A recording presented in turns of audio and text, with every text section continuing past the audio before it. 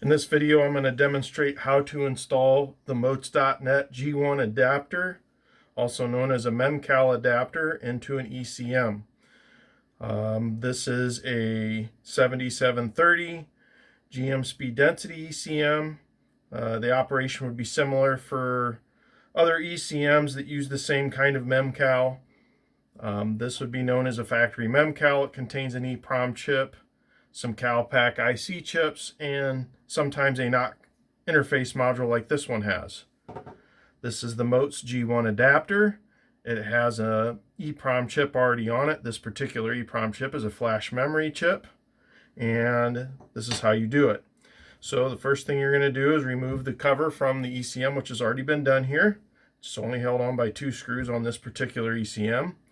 The factory mem-cal would have been inside of this.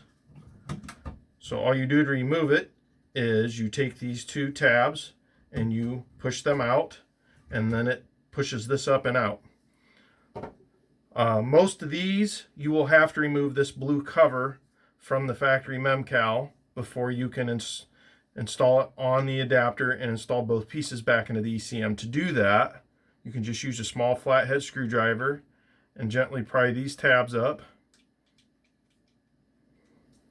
To lift the blue cover off, it just comes off like so.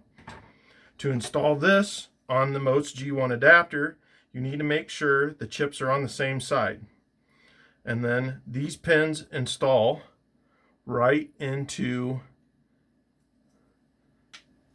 the slots or cavities on the factory mem-cal all the way to the one end. So this is what it's going to look like when it's fit together.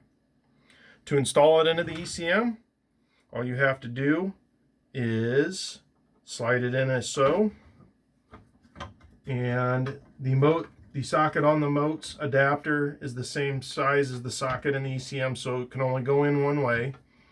And then you just gently push down, and as you push down, these tabs, I'll show you again, will just kind of go in and lock into place. You just make sure it manually locks in by squeezing them together.